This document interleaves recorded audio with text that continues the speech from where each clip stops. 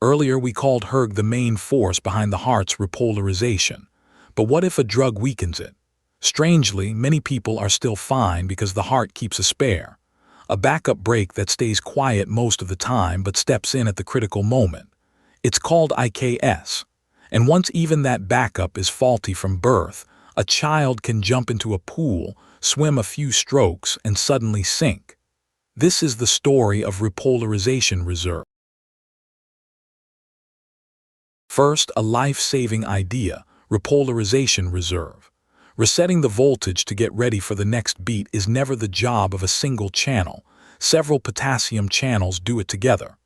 hERG's IKR is the main force, with IKS and IK1 helping alongside.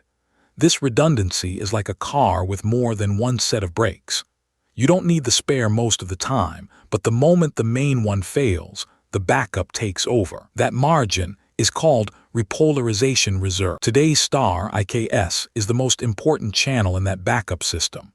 It is built from two parts, a main channel called KCNQ1, plus a regulatory subunit called KCNE1. Unlike the lightning-fast hERG, IKS opens slowly and carries little current at rest, sitting quietly and barely working. That's exactly why it's often overlooked, but its whole value is hidden in one phrase: the critical moment. What is the critical moment? When you exercise, feel stress, or your heart races, the sympathetic nerves fire and bolt a turbocharger onto IKS. Through phosphorylation, they make it open bigger and faster. The faster the heart beats, the less time there is to repolarize, so IKS surges, cutting the action potential short in time, letting the heart still leave a gap to fill with blood even while racing. IKS is the brake built for the moment the heart works hard. Now you see why repolarization reserve saves lives. Suppose a drug blocks part of your hERG.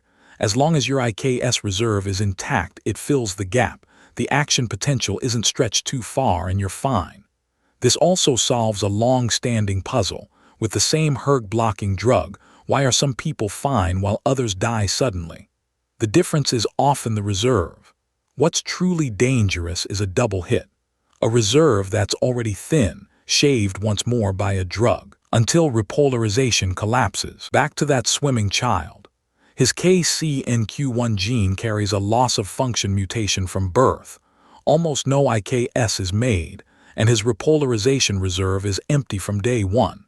At rest he may cope, but the moment he enters the water, exercises, or gets emotional, sympathetic tone spikes, and exactly when his body needs IKS most, he has none.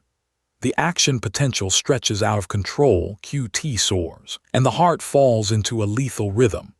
This is long QT syndrome type 1, the most common form, with swimming and exercise as classic triggers. The mainstay of treatment is beta blockers, pressing down that dangerous surge of sympathetic drive. So judging a drug's cardiac safety by how much it blocks any single channel isn't enough. You also have to ask, how thick is this heart's repolarization reserve?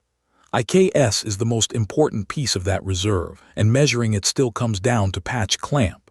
With that, the potassium-iron triangle that decides the heart's fate, the main force hERG, the backup IKS, and IK1 that guards the resting voltage, is one channel short of complete. Next time, we cover the channel that sets the foundation for the whole heart, IK1 and the resting potential. Follow Channel Observatory, and we'll take them one channel at a time.